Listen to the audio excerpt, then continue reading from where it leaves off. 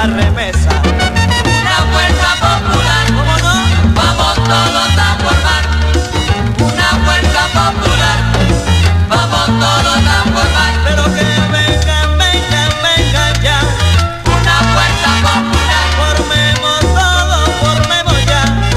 la fuerza popular.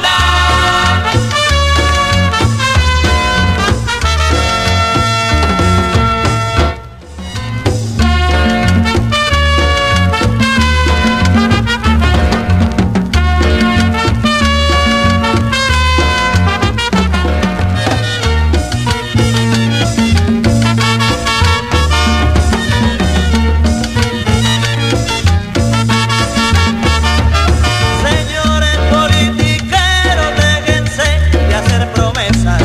Queremos salud y escuela y que alcance la remesa. Señores politiqueros, déjense de hacer promesas. Queremos salud y escuela y que alcance la remesa. Una fuerza popular, ¿Cómo no? vamos todos a formar. Una fuerza popular, vamos todos a formar. Pero que vengan, vengan, vengan ya. Una fuerza popular, Formemos todo, formemos ya. la fuerza popular. Bueno, muy buenos días, buen día.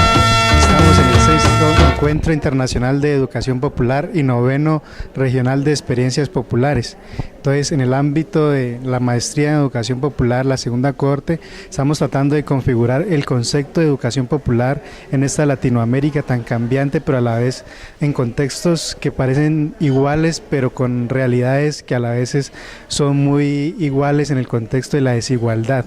¿Qué papel juega en este momento la educación popular para empezar a configurar otro contexto de oportunidades diferentes y empezar a construir una Latinoamérica que no sea europea, sino que se piense desde acá, desde este contexto? Nuestro compañero Danilo Stret, de Brasil. Graças por poder compartilhar um pouco de minha experiência, de minha visão sobre a educação popular. Creio que para este contexto é possível falar em português? É possível? Sim, sim. Fica mais fácil. Está mais fácil. Creio que para entender a educação popular é importante para mim a tensão entre o instituinte e o instituído em las práticas educativas. A educação popular, a meu juízo, sempre privilegia o lado instituinte em favor da emancipação. Por isso, quando se institucionaliza a educação popular, ela encontra dificuldades, sim? Ela encontra dificuldades porque a sociedade, toda instituição cria suas margens, cria suas periferias, sim? E a meu ver, este é o sítio onde a educação popular se cria, se ubica, se cultiva. E desde onde ela busca intervir na sociedade em busca de transformações e cambios sociais.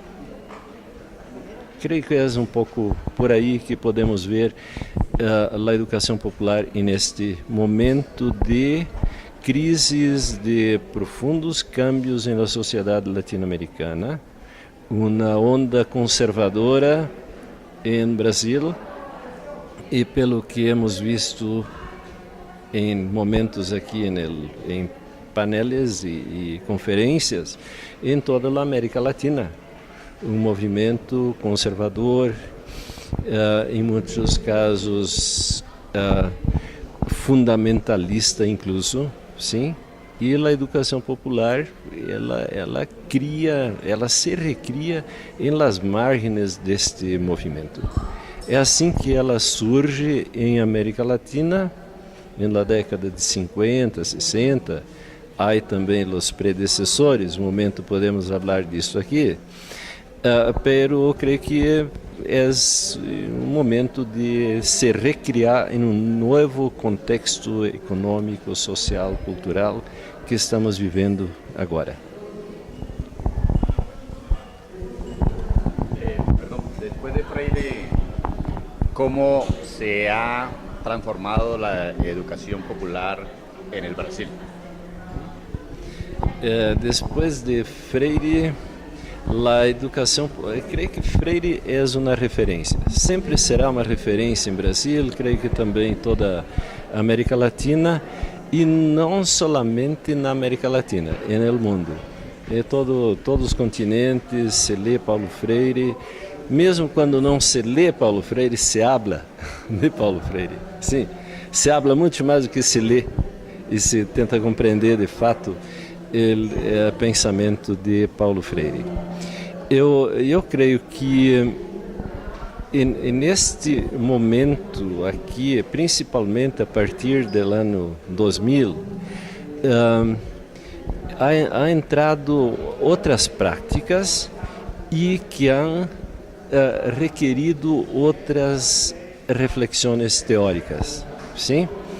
E a meu juízo, uma das teorias que ha contribuído para isto e que é muito mais forte em outros países da América Latina que em Brasil é a teoria de colonialidade, de descolonização, sim? E que implica o reconhecimento de diferenças.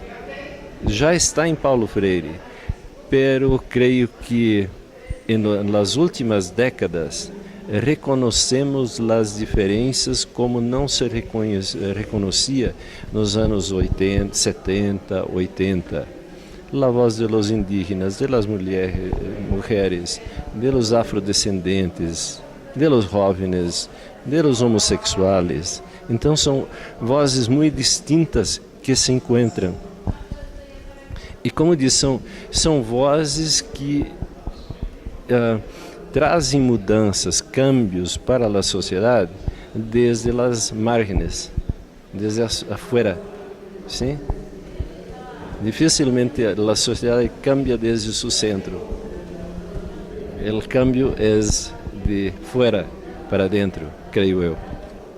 E de fora para dentro, quem está fora são os movimentos sociais, principalmente os movimentos sociais populares. Bueno, finalmente un mensaje para los educadores del Cauca para que sigan asumiendo una posición crítica en la educación. ¿Qué mensaje nos dejaría no solo a los maestrantes de educación popular, sino a todos los maestros del Cauca? A mensagem é que, vindo de Brasil, sinto que nós temos muito que aprender de nós outros, de outros, nesse momento que é contrário a isto, sim? Todas as políticas parece que estão aí para nos dividir. Os problemas são comuns, pero as políticas parece que nos dividem. E creio que desde a educação popular, como era desde os princípios da educação popular, volver ao passado um pouco, ao passado recente, quando a educação popular realmente se constitui como um movimento latino-americano. Ela é a dimensão pedagógica do movimento político social latino-americano por transformações, por emancipação. Então, congratulações a ustedes por ter uma maestria em educação popular. Queremos aprender muito com ustedes e ojalá podemos compartilhar algo com ustedes também.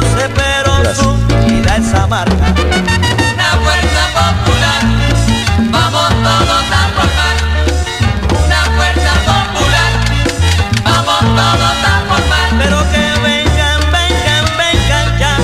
una fuerza popular. Formemos todos, formemos ya. Una fuerza popular.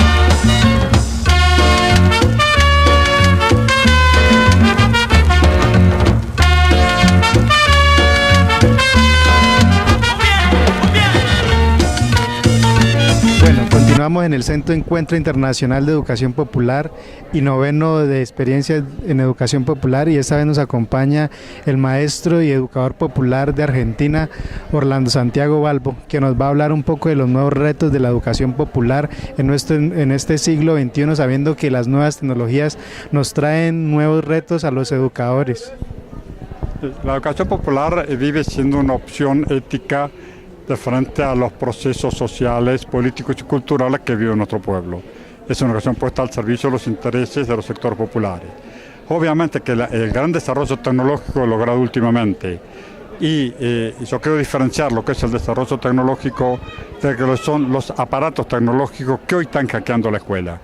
El gran desafío que tenemos es, primero, considerar que estos aparatos tecnológicos no son electrodomésticos. Estos aparatos tecnológicos son portadores de una ideología, tienen un lenguaje propio y tienen una racionalidad propia. El gran desafío es incorporarlo a los procesos educativos para ponerlos al servicio de los intereses de nuestro pueblo. Otra cosa es el desarrollo tecnológico que no produce electrodomésticos, sino que está produciendo toda una cultura tecnológica, como puede ser Internet, como puede ser los nuevos sistemas de circulación de la información, la instantaneidad en el campo de las comunicaciones, la biotecnología que está generando una incipiente inteligencia artificial, pero también que está generando una violencia sobre la naturaleza, porque hoy se producen alimentos de manera violenta y de manera suicida, porque en realidad no se producen alimentos, se producen mercancías que generan ganancias bajo la forma de alimentos. Antes nuestros campesinos generaban semillas y frutos para alimentarnos, ahora generan mercancías que se venden y que nuestro pueblo mientras tanto pasamos. Y allí también está jugando la tecnología en la construcción de semillas modificadas genéticamente, tratadas con agrotóxicos que está demostrado que son altamente cancerígenos, y allí también es un problema que tenemos que abordar como educación popular desde el punto de vista tecnológico. Entonces, a veces lo que más aparece son las tres pantallas. Es cierto, un chico que va a la escuela tiene una relación con la televisión, el celular y la computadora mucho más fuerte que lo que tiene con la escuela. Pero también tenemos que ver que el capitalismo está tratando de a poco de sustituir a la escuela por plataformas digitales que son mucho más económicas y no hacen huelga, no protestan, entonces tienen la ilusión de que de esa manera van a lograr resolver los conflictos educativos que arrastramos de hace mucho. Creo que es una ilusión, y etimológicamente ilusión significa mentirse a uno mismo. Entonces el tema de la tecnología y el tema de la escuela y la tecnología, hay que comprender que una computadora es una máquina que almacena de una velocidad increíble una información insospechable. Yo llevo en mi cintura, en este celular, las bibliotecas del mundo, si tengo acceso a internet por lo menos, pero tengo que aprenderla y tengo que saberla manejar. Y tengo que ubicarme entre un montón. Hay mucha información, pero también hay mucha porquería de información que no sirve para nada. Entonces la escuela debiera enseñarle al chico a utilizarlos en beneficio, sin que caigan las trampas que le presenta todos los algoritmos que se mueven alrededor de un celular o de una computadora. No es mágica, la computadora es una máquina boba. Entra algo y sale algo, nada más.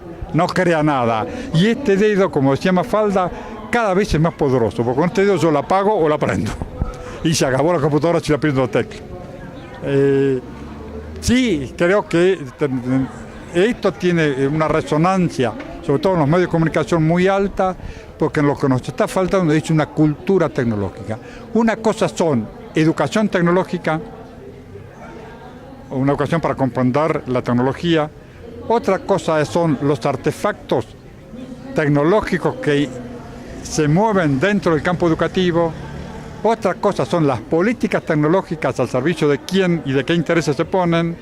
Y otra cosa es la generación de una cultura tecnológica que me permita moverme a través de toda esta parafernalia que aparece con un aspecto publicitario porque son mercancías también, y son mercancías que son obsoletas prontamente, porque se inventan programas cada vez más complejos que nuestras viejas máquinas no los corren, entonces tenemos que andar cambiando el computador cada 2 años, porque las han hecho obsoletas de profesión para poder venderlo, porque si la computadora sirviera para toda la vida, Bill Gates no tendría la riqueza que tiene.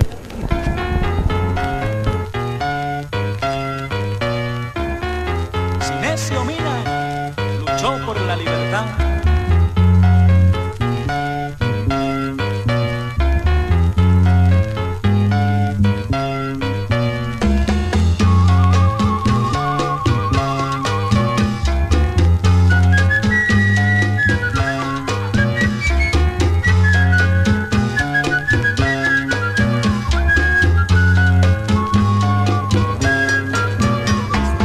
Continuamos en el 6º encuentro de educación popular en la ciudad de Popayán, en el auditorio de Azoinca.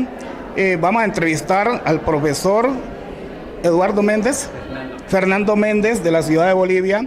Profe, es para hacerle la siguiente pregunta. Usted que ha sido formado en las luchas sociales, en la reivindicación de derechos, que ha estado con los desposeídos, usted que es paisano también de Silvia Rivera Cusicanqui, yo quiero preguntarle cómo, desde su perspectiva, cómo ha sido la educación popular en Bolivia.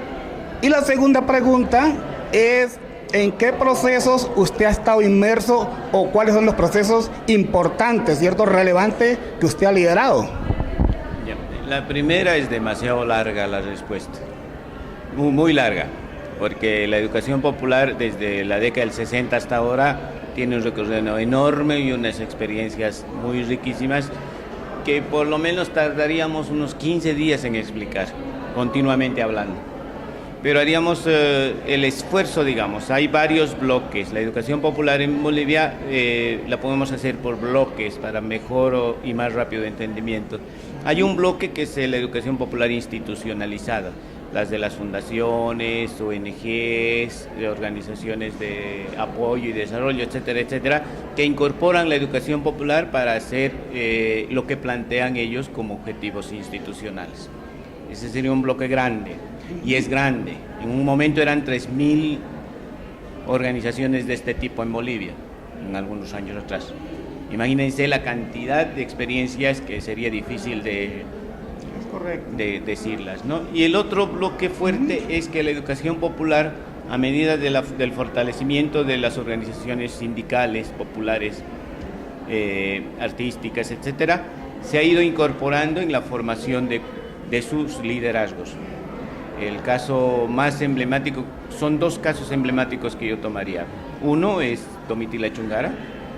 O sea, Domitila Chungara utiliza la educación popular para la formación de liderazgos y para también la autoformación en todo su recorrido. Domitila Chungara es una luchadora, bueno, ustedes ya saben quién es Domitila. Y el otro caso emblemático es Evo Morales. O sea, Evo Morales va contando cómo cuando en su joven dirigencia sindical de productor de coca, él agarraba el televisor y el Betamax. En ese entonces no había DVD, sino televisores gigantes y Betamax, que eran de este tamaño, y iba a pie, entraba a los lugares a las comunidades donde trabajaba su sindicato para poner el video y para trabajar a partir de ese video, trabajar lo que es una discusión y formación. En resumen, eso es educación popular. No quiero decir que Evo Morales se reconozca educador popular. Nosotros, al escuchar sus experiencias y haber visto algunas experiencias de formación al interior de los movimientos sindicales, vemos que Evo Morales tiene los componentes de la educación popular en cuanto a la formación política, análisis y demás. Y el otro bloque somos nosotros, los educadores populares, que hemos sido formados a raíz de nuestras propias luchas y reivindicaciones en espacios muy concretos, muy específicos, ¿no? En el caso mío, yo inicié mi trabajo de educación popular en la Asamblea Permanente de Derechos Humanos de Bolivia, es decir, como luchador por la defensa de los derechos humanos. Ahí ingreso al mundo de la educación popular. Y todos y todas, ahí hay que desmitificar, ustedes, nosotros, los niños, los jóvenes, en este momento histórico están haciendo historia. Si no están participando en la marcha o en algo que va a salir, se va a escribir en un libro, son parte de esa historia.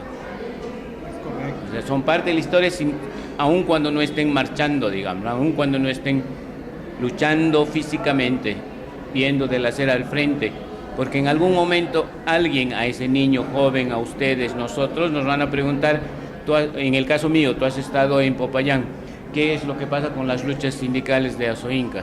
O sea, sí, soy parte de esta historia, aunque yo no marcho en Azoinca. Profe, sí, en este mismo sentido de argumentación que usted nos está hablando y que ya hay ruido, profe, ¿por qué Silvia Rivera Cusicanqui no viene a estos eventos? Nosotros estuvimos en Cartagena en un evento también, ¿cierto?, de ARNA, y pensé que de pronto Silvia Rivera iba a estar allá. ¿Ella es educadora popular? Ella es investigadora, es antropóloga e investigadora. Seguramente utiliza en algún momento la educación popular, la investigación, seguramente, ¿no? Pero ella es investigadora, es investigadora, hace trabajos antropológicos, sociológicos, de interpretación, pero ella no en sí como educadora popular autorreconocida, no lo es, ¿no? O sea, ella es una intelectual respetada, pero hasta donde yo sé, tal vez me estoy equivocando, no se ha reconocido como educadora popular. Bueno, en le damos las gracias al profesor. ¿Usted le van a hacer alguna pregunta? Sí. ¿Cómo se podría trabajar la educación popular en la escuela, teniendo como sujetos a los padres de familia, a los niños y a los profesores, digámoslo, que estén relacionados con el mismo grado? Claro, el grado escolar. Claro, es lo que se llama la comunidad educativa, no es el colectivo. Papá, mamá, hijos y maestra o maestros, ¿no? Y ahí hay que incorporar toda la administración, directores, secretarios, porteros, etcétera, etcétera. La comunidad educativa tiene que ser completa. ¿Y cómo se puede empezar a trabajar? Es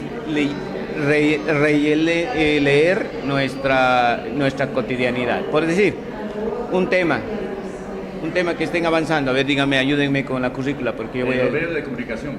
Los medios de comunicación. Entonces, se reúne a la comunidad, ya sea papás, todo lo que hemos dicho, y se empieza a leer los medios de comunicación. A partir de que prendes el televisor, no es que llevas un videíto para ver, no, prendes el televisor, ves 5 minutos y empezamos a analizar.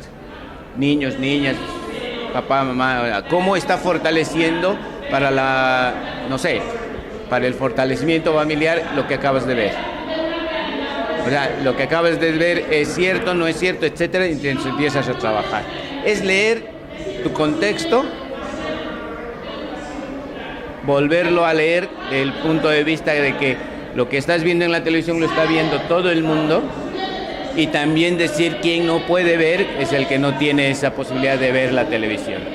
O sea, etcétera, etcétera. Hay formas de hacer, pero hay que leer el contexto con estas unidades o comunidades o colectivos educativos, mamá, papá, hijos, hijas, maestras, directores, secretarios, porteras, todos, o sea, todos que hacen a la comunidad educativa.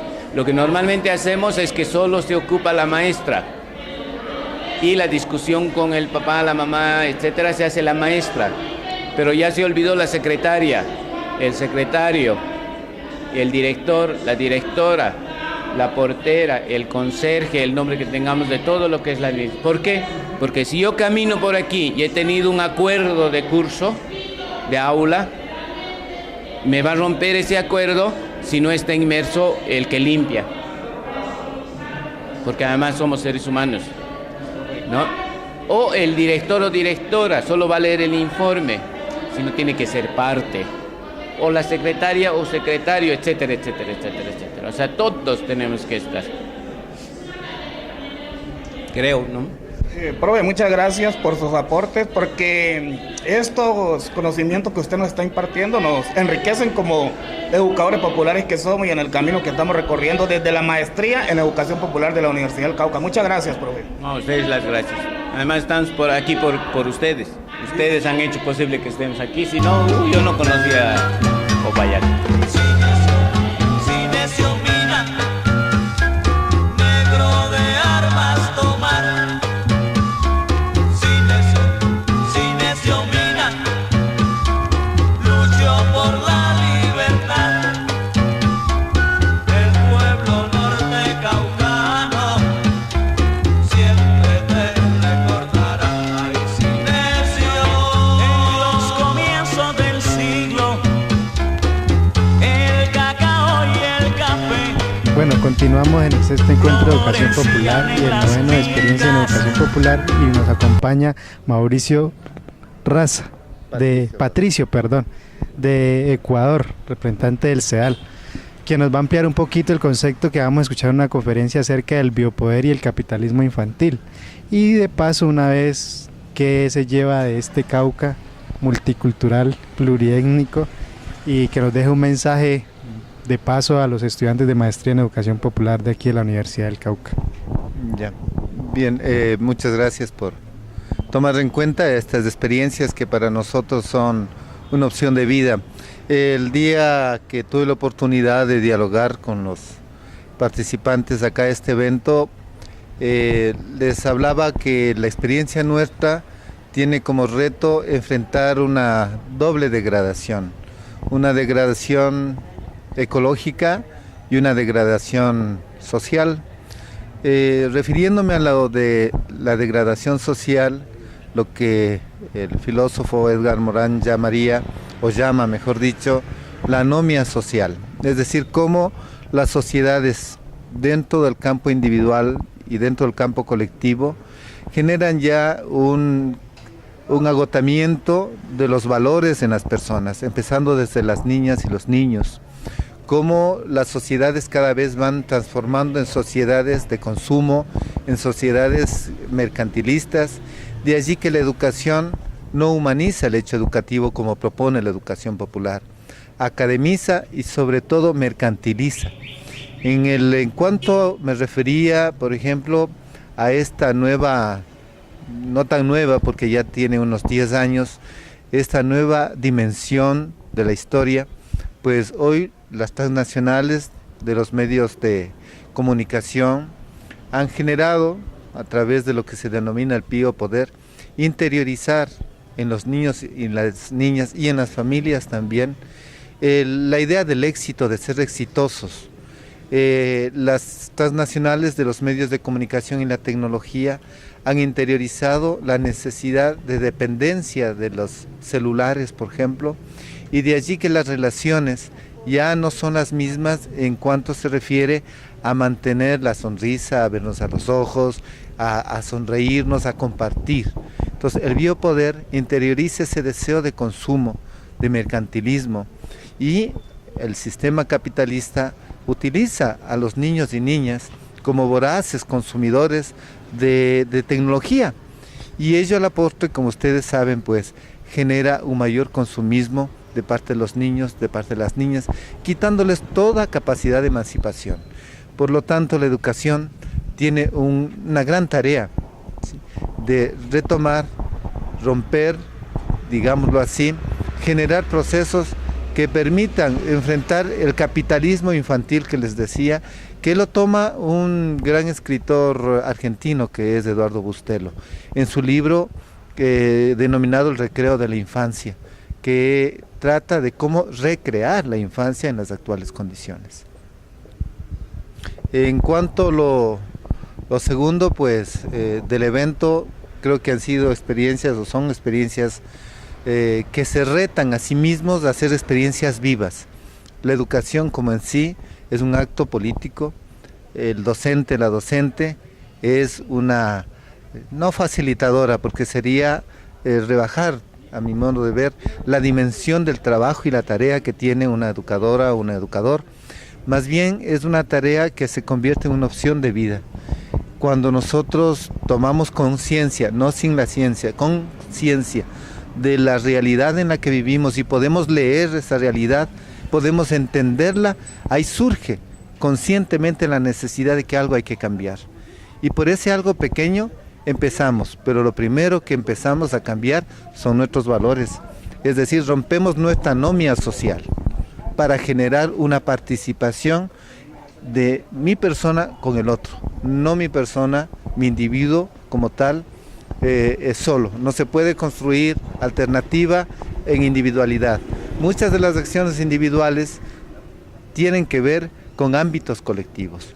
Entonces, ese es el llamado también que desde la educación popular hacemos. Es un llamado a que la educación popular realmente en esas dimensiones de la vida se convierta en un hecho humanístico. O sea, para nosotros ese tiene, si ayer me decía alguna estudiante también de la maestría, ¿qué es la educación popular desde su perspectiva, desde la experiencia que ustedes tienen allá en Ecuador? Decía, bueno, es un proceso eminentemente humanístico, un proceso que tiene varias dimensiones que ya todos los podemos conocer, ¿no? Su dimensión ética, dimensión política, dimensión pedagógica, pero sobre todo es el hecho de generar transformaciones en uno mismo, porque no puede dar uno, les decía, lo que no tiene. Entonces, en ese sentido, pues, el generar procesos de construcción colectiva del conocimiento, el generar propuestas en donde yo respete al otro, considere al otro, considero mi ser como un ser inacabado, según lo que dice Freire incluso, para poder ir construyéndome como sociedad. Y en ese sentido, hoy al menos, generar alternativas frente a lo que el planeta nos ha puesto como un alto, ¿no? Frente a los efectos del cambio climático. De allí que la tarea de tanto compañeras y compañeros que están educándose en la Grupo de Educación Popular en la maestría, es una tarea que hoy requiere de todos sus valores y de todos sus esfuerzos. Si ustedes han optado por profundizar lo que es la educación popular, debe ese conocimiento trasladarlo a la práctica, porque si no, no existe educación popular. Educación popular es un proceso de teoría y práctica en permanente construcción. La metodología es un acto permanente de construcción. No podemos hablar de modelos, debemos hablar de una propuesta metodológica dialéctica, dinámica, en donde las características psicoevolutivas, las características socioculturales del quiénes, de las personas, de los niños jóvenes que yo estoy a cargo, estoy trabajando con ellos, pues generen procesos colectivos de conocimiento. Entonces, de esa tarea pues nos da esperanza a nosotros desde quienes estamos siendo parte de este movimiento de educación popular a nivel latinoamericano, de que nuevos espacios se abren con el fin de generar alternativas y no por tener simplemente un membrete de hacer educación popular y para ello utilizar dinámicas o jueguitos. La idea es más una opción política de vida. No sé si algo más. Bueno, le agradecemos al profesor Patricio por estas palabras que nos deja y a la vez estos retos para seguir construyendo a través de la maestría, pero más desde el contexto. Vamos todos a formar una fuerza popular.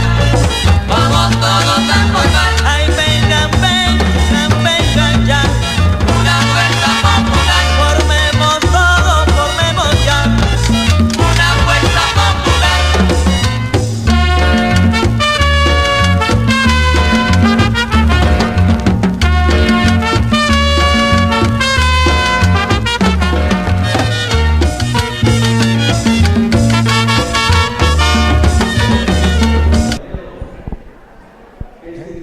Bueno, continuamos en el 6º encuentro de educación popular y tenemos esta vez a la compañera Rosa Zúñiga que nos acompaña, representante del CEAL, a quien le queremos hacer precisamente una pregunta acerca de qué está entendiendo la CEAL en este momento por educación popular y cómo está aplicando esos principios en Latinoamérica. Okay. Bueno, desde CEAL para nosotros la educación popular es una apuesta pedagógica, política que implica poner en juego una lectura crítica de la realidad, partir sobre todo de la realidad en la que podamos poner en diálogo nuestros sueños con nuestro contexto y nuestras prácticas, es decir, hacer una confrontación cotidiana. También la educación popular entendida como la posibilidad de revolucionar nuestras acciones, es decir, nuestras prácticas. Y algo que hicimos en la Asamblea de Guadalajara, que fue el año pasado, decíamos, es necesario repolitizar la educación popular. es decir, cómo darle un sentido, sin perder el sentido pedagógico, retomar el sentido político, en el sentido de intencionar en todos los procesos que acompañamos la lectura del contexto en el que vivimos, la lectura política, es decir, qué actores están en juego, comprendiendo que en este contexto hay una trenza de la dominación que se ha metido en nuestras subjetividades. Por un lado, el patriarcado, que nos pone como escenario la dominación del hombre sobre la mujer, y en el que no solo son los hombres víctimas de este sistema, sino también las mujeres. Entonces es importante transformar este sistema de dominación reconociendo al opresor que traemos dentro, al patriarca que traemos dentro. Y eso implica disputar las subjetividades, el construir otro tipo de subjetividades. También decimos, la otra parte de la trenza es el capitalismo, en el que todo lo que existe es visto como mercancía, todo se compra y todo se vende.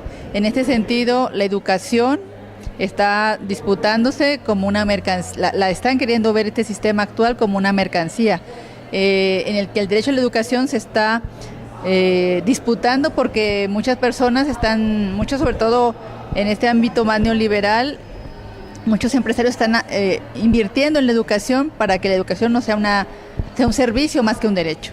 Y es decir, quien puede pagar puede ir a la escuela y quien no, pues no. Entonces también está en disputa la educación. Es decir, también pensar qué tipo de educación estamos ofertando, proponiendo, construyendo. Es una educación para tener un diploma, o es una educación para realmente hacer una transformación comunitaria, personal, colectiva, social.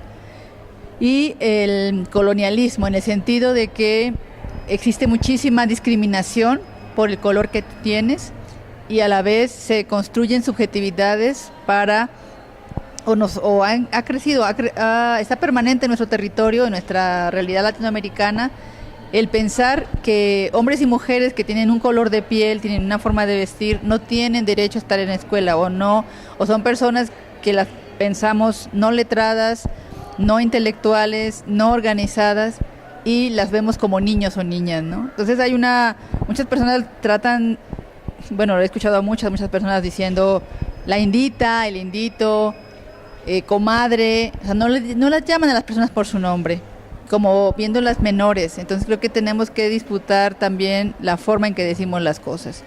Y entonces la educación popular decimos que es una apuesta política, que está con una pedagogía propia, con una forma de investigar las cosas también. En esto está la sistematización de experiencias, la investigación y acción participativa, y la construcción de procesos que sean alegres también, pero que nos permitan también debatir nuestras propias prácticas. Entonces desde ahí estamos entendiendo la educación popular de SEAL.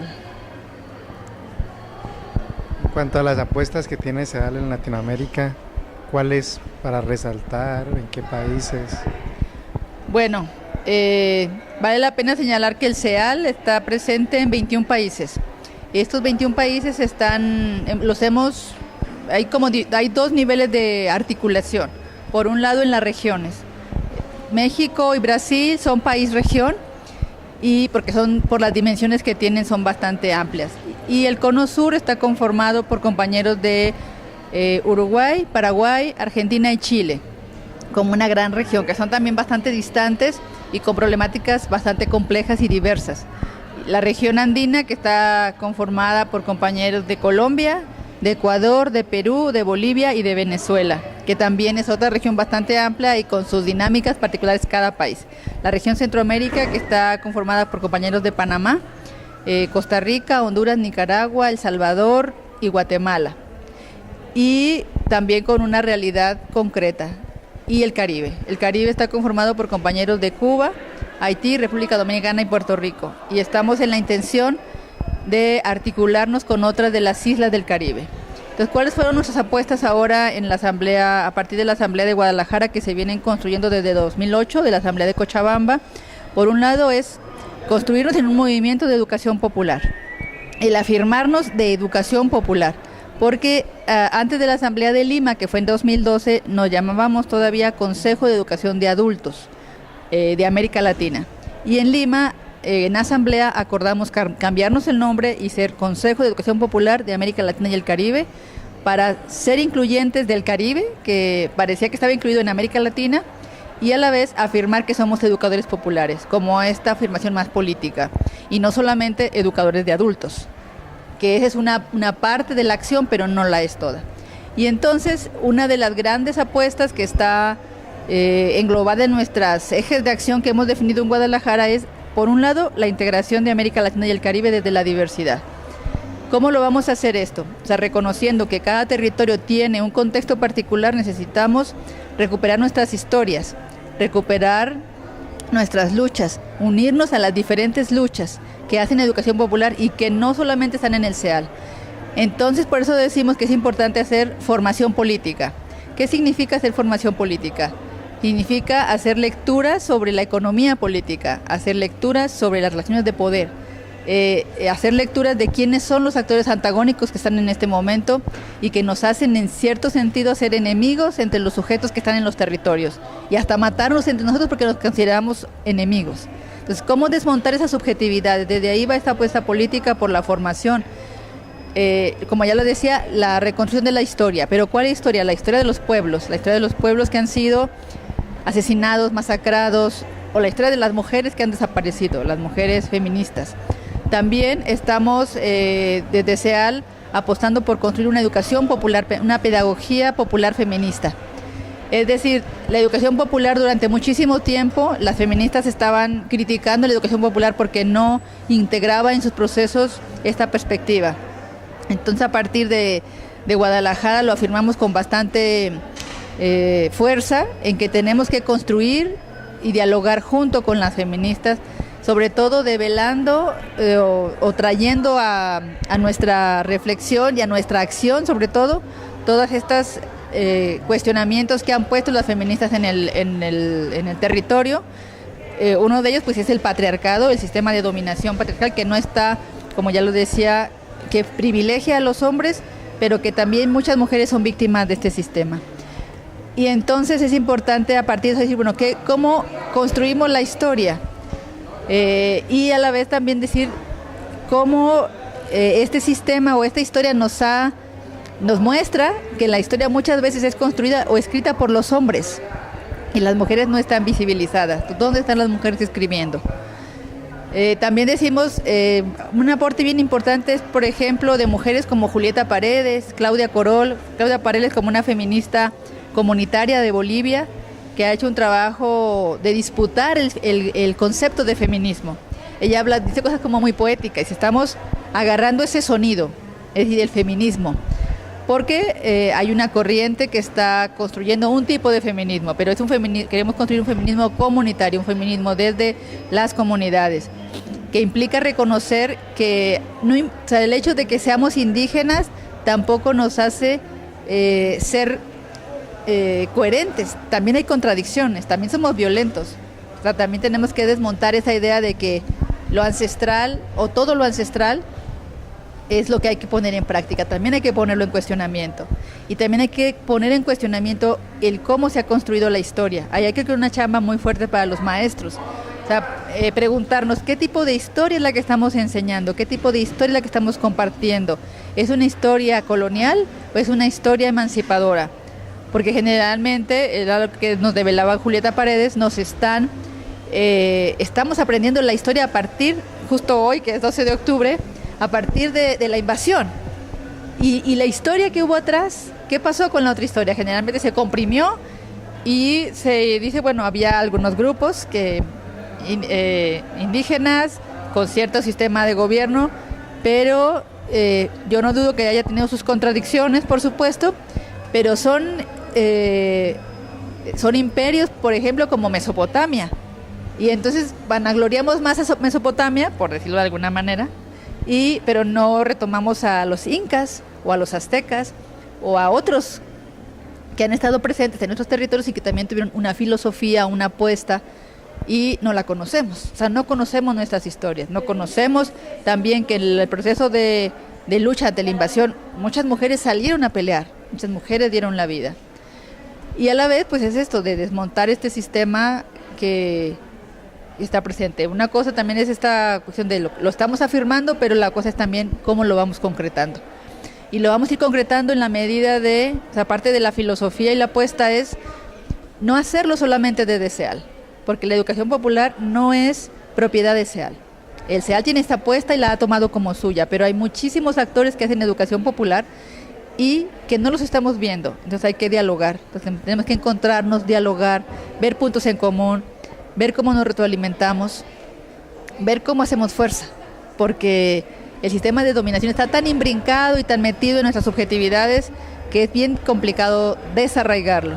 Entonces es importante también desde SEAL, digo, somos un equipo bastante diverso y digo, ahora estoy yo en esta responsabilidad como secretaria general del SEAL y creo que se trata de impulsar, dialogando, debatiendo, argumentando esta apuesta, como lo ha dicho Paulo Freire, también desde la ternura, desde el amor, desde respetar los miedos, pero también tocar los miedos para poder generar transformaciones que nos lleven a construir el país que queremos, la relación que queremos, el mujer o el hombre que queremos ser. Entonces es un movimiento que nos debe llevar a la transformación. Entonces, bueno, eso es lo que estamos haciendo, queriendo hacer desde SEAL. Bueno, finalmente en Arna tuvimos la oportunidad de compartir y ahora acá en el Cauca le hemos visto un talento inherente para el canto. Entonces queremos que si hay la posibilidad nos despida con una canción que usted guste. Claro que sí. Bueno, creo que el canto y la alegría debe estar presente en la educación popular. Les voy a cantar una canción que la hemos estado cantando en el marco de los 35 años del SEAL. Es la letra de un compañero mexicano que se llama Efrén Orozco y se llama Punto y Seguido. Tal vez la cante mañana, pero voy a ver si la canto mañana o no. Y la canción dice más o menos así.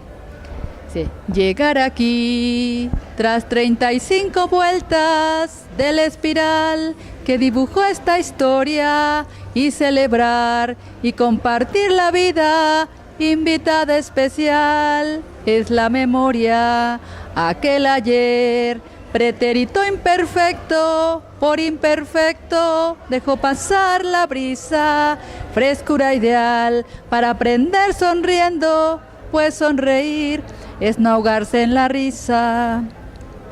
Punto y seguido que esta historia no termina, cada llegada es nuevo punto de partida, el remolino de mil voces se agiganta, vamos que el pueblo ya se aclara la garganta, de vez en vez, con los ojos del otro, tratar de ver cómo se lee la vida, y así tejer las miradas distintas en una red, al horizonte unidas, punto y seguido que esta historia no termina, cada llegada es nuevo punto de partida, el remolino de mil voces se agiganta, vamos que el pueblo ya se aclara la garganta.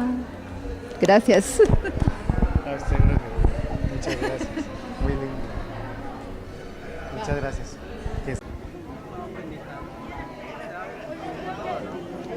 Bien, estamos en el cierre de este evento de educación popular, sexto encuentro de educación popular y noveno encuentro en sistematización, y vamos a escuchar la voz de las personas que asistieron a este encuentro y vamos a que ellos nos cuenten qué les ha parecido, qué conceptos se llevan, qué aprendizaje se llevan. Esto se llama Voz Populi. Bien, estamos en este encuentro de educación popular, estamos acá con alguien, ¿cómo es su nombre? Sara. Sara, ¿qué te ha parecido el evento? ¿Sí has estado en todo el evento o no? Vinimos desde el miércoles, nosotros somos de Medellín. ¿Cómo se vive la educación popular desde Medellín? En Medellín. Bueno, digamos que hay varios procesos que trabajan la educación popular y tal vez su énfasis en su trabajo no es la educación popular, pero la utilizan como herramienta para sus procesos. Por ejemplo, hay muchos teatros, mucho arte, mucha danza. mucho trabajo territorial, comunitario, que no necesariamente se basan en la educación, en un aula de clase, en hacer pre-ICFES, preuniversitarios, pero su base es la educación popular, el diálogo de saberes, el compartir con el otro, el reconocimiento, el tener el contexto claro. Sí, pues en Medellín. Sara, para ti, o sea, de acuerdo a lo que me dices, ¿qué es educación popular? Educación popular, bueno, la educación popular es una alternativa también que nace hacia el sistema capitalista y hacia el sistema educativo, que hay un personaje que es el maestro, que es el que tiene unos conocimientos, que Paulo Freire lo denomina como bancario, que nada más hace depositar sus conocimientos en un alumno, pero ese alumno no tiene una conciencia ni una reflexión de lo que está aprendiendo, de lo que está recibiendo, nada más recibe, es como la repetición y repite. En la escuela no se da una conciencia de la realidad. La educación popular tiene un alto potencial en eso, en tener una conciencia crítica de la realidad, en reconocer el otro, en saber que tú sabes algo, yo sé algo, podemos compartir y construir algo. Y también surge como una alternativa al sistema capitalista, no es solamente por construir o por saber, sino también para darle frente a una problemática y a unas necesidades que tenemos. Sara, ¿y qué nos puedes mostrar ahorita? Educación para la libertad, Paulo Freire. Sí, es muy bonito. El lápiz, el arbolito, los pajaritos. Bien, en este encuentro de educación popular tenemos la oportunidad de encontrarnos a personas especiales que han compartido sus experiencias con nosotros. Uno de ellos es el profesor Luis Rincón, que tuvimos la oportunidad de tenerlos en la maestría de educación popular, y él nos va a contar cómo ha sido la experiencia de este congreso, de este evento de educación popular. Muchas gracias. Creo que la principal reflexión que me queda es que aquí hemos venido a hablar de una teoría a partir de la experiencia. Parece que en eso es el mejor aprendizaje que nos deja este encuentro. Cómo si es posible a partir de la teoría hacer reflexiones y teorizar, porque la práctica es el fundamento del cambio. Otro elemento que yo resalto como un aprendizaje significativo fue que hubo la oportunidad de conocer una gran diversidad de experiencias en diferentes contextos, con estrategias metodológicas diferentes, que es lo que lleva a sustentar también que la educación popular no es un único camino, sino una serie de caminos que se entrecruzan, que se complementan y que a veces generan tensiones en una búsqueda de un saber construido colectivamente, contextualizado, y que ese saber no es terminal, sino que es un saber provisorio que continúa o estimula nuevas búsquedas. Profesor Luis Rincón, ¿qué proyectos hay ahora en todo este contexto de educación popular en su carrera? Bueno, como lo planteo en la exposición, yo creo que aquí tenemos que seguir de alguna manera la expedición pedagógica nacional. Me preocupa y sería muy deseable que desde la maestría en educación popular y a SOINCA pudiéramos hacer un inventario de las diferentes experiencias de educación popular. El mapa que presentó ayer, una experiencia de una comunidad indígena, de cómo denominan en su lenguaje los sitios, me parece que los maestros también tenemos que hacer el mapa pedagógico del país y de Colombia. En la expedición pedagógica hubo una idea de hacer el atlas pedagógico del país, pero se quedó simplemente en una propuesta. Yo creo que vale la pena tomarla, que hagamos el departamento del Cauca, ubicando todas esas experiencias educativas e innovadoras para que nos muestren la riqueza que hay aquí y también para que estimule y potencie el conocimiento de esas experiencias y el fortalecimiento de las redes de educadores. Maestro, muchas gracias por sus palabras. Bien, aquí tenemos también a un compañero de la maestría, al maestro Danilo, así que queremos saludarlo de una forma especial y que él nos comente qué le ha parecido este evento de educación popular. El evento de educación popular pues, ha sido un evento muy fructífero. A nosotros como estudiantes de la maestría creo que nos hace un aporte muy bueno, porque realmente este es el camino que nosotros necesitamos y son los espacios donde nosotros tenemos que fortalecernos, crecer, y la forma de interactuar con esas personas que son nacidos, criados, que se han hecho en la lucha social, en la educación popular, yo creo que es muy importante para todos nosotros como educadores populares que somos. Aquí nos interrelacionamos, aquí hay una profesora. ¿Cómo es su nombre? Compañera Estela Hurtado. Profe Estela, ¿cómo ha sido su experiencia en este evento respecto a la educación popular?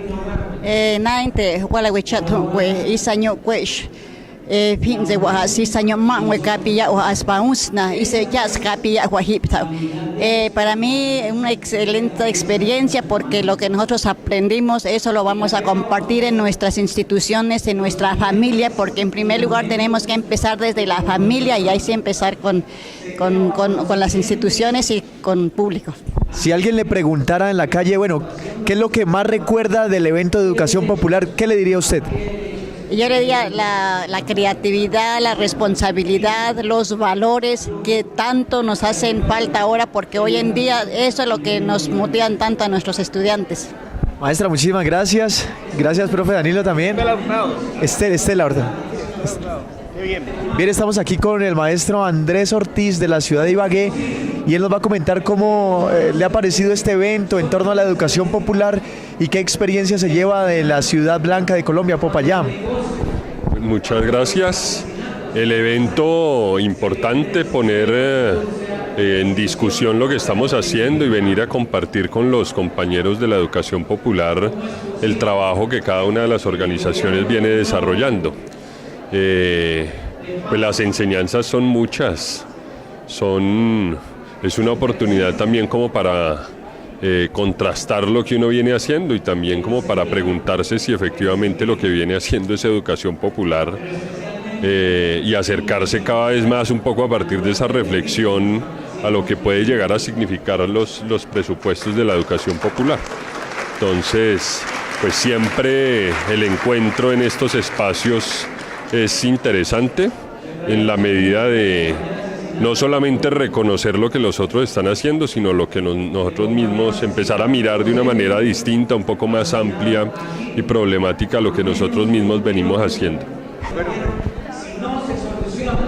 Bien, estamos con dos compañeras también de la maestría en educación popular y nos van a contar qué les ha parecido el evento hasta el momento, qué evaluación hacen del evento. En cuanto a lo conceptual y por experiencias, pues es significativo todo lo que hemos aprendido. Nos deja grandes interrogantes, entre ellos, pues cómo estamos haciendo la educación en las escuelas del Cauca, y no solamente en las escuelas del Cauca, sino a nivel nacional. Luchó por la libertad.